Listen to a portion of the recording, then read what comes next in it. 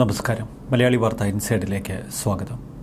നാളെ കേരളം പോളിംഗ് ബൂത്തിലേക്ക് നീങ്ങുകയാണ്. ഇടതുപക്ഷത്തെ സംബന്ധിച്ച് വലിയൊരു അഗ്നിപരീക്ഷയാണ് നാളെ നടക്കാൻ പോകുന്നത്. ഇക്കഴിഞ്ഞ ദിവസം MP ഗോവിന്ദൻ ഒരു മാധ്യമ അഭിമുഖത്തിൽ പറഞ്ഞിരുന്നു, ഒരു സീറ്റ് എന്നുള്ളത് 2 സീറ്റായാൽ പോലും അത് വലിയ വിജയമാണെന്ന്, അത് സർക്കാരിന് വലിയ അഭിമാനകരമാണെന്ന്. 2019 പാർലമെന്റ് തെരഞ്ഞെടുപ്പിൽ ഒരൊറ്റ സീറ്റ് എന്ന നിലയിൽ നിന്ന് എന്തെങ്കിലും ഒരു ഉയർച്ച മാത്രമാണ് ഇടതുപക്ഷം പ്രതീക്ഷിക്കുന്നത് എന്നർത്ഥം. 20 മണ്ഡലങ്ങളിലെയും തെരഞ്ഞെടുപ്പ് വിധി എന്താകും എന്ന ആകാംക്ഷ പൊതുവെ ജനങ്ങളിലുണ്ട്. എന്നാൽ അതിൻ്റെ പരിഭ്രമം പല CPM നേതാക്കളും പ്രകടിപ്പിച്ചു തുടങ്ങി. അതിൻ്റെ ഭാഗമാണ് MP ഗോവിന്ദൻ്റെ ഈ ഒരു പ്രയോഗം. ഇക്കഴിഞ്ഞ ദിവസങ്ങളിൽ പല പാർലമെന്റ് മണ്ഡലങ്ങളിലുമെത്തി പിണറായി വിജയൻ നേരിട്ട് തെരഞ്ഞെടുപ്പ് പ്രചരണങ്ങളിൽ വളരെ സജീവമായിരുന്നു. ഏതു വിധേനയും സീറ്റ് ഉയർത്തുക മാത്രമാണ് പിണറായി വിജയൻ്റെയും ലക്ഷ്യം. കേരളത്തിൽ CPM ഏറെ ദുർബലമാകുമോ എന്ന ഭയം പൊതുവെ നേതാക്കൾക്ക് മാത്രമല്ല പ്രവർത്തകരിലും ഇപ്പോൾ വ്യാപകമാണ്.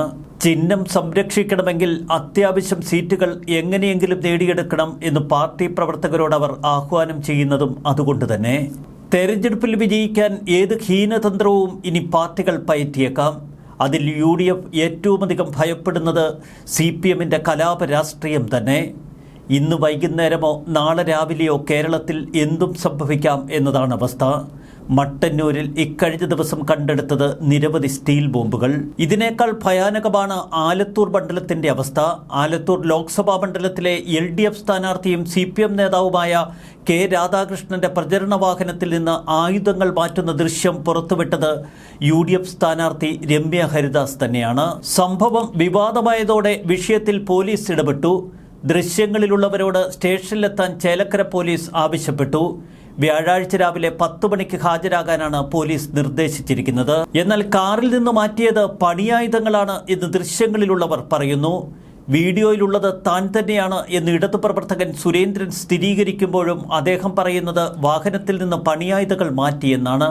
2 വെട്ടുകത്തി അടക്കം മാരകായുധങ്ങളാണ് ആ കാറിലുണ്ടായിരുന്നത്. ഫ്ലെക്സ് വെക്കാൻ പോയ ചില പ്രവർത്തകരുടെ ആയുധങ്ങളാണ് വണ്ടിയിലുണ്ടായിരുന്നത് എന്നവർ വിശദീകരിക്കുന്നു.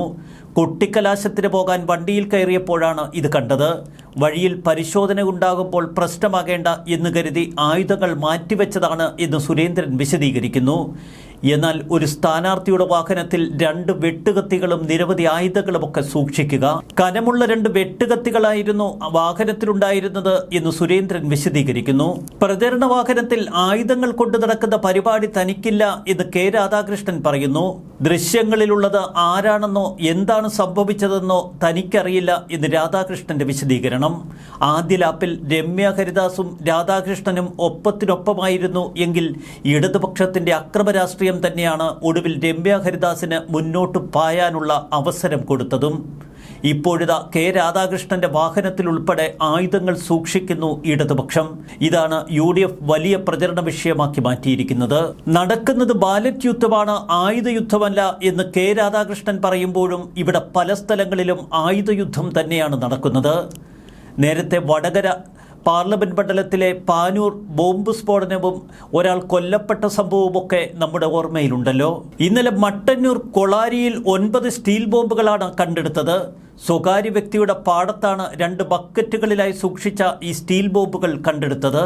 വയലിൽ പുല്ലരിയാൻ പോയ സ്ത്രീകൾ ബോംബുകൾ കണ്ട് നാട്ടുകാരെയും അവർ പോലീസിനെയും വിവരമറിയിച്ചു.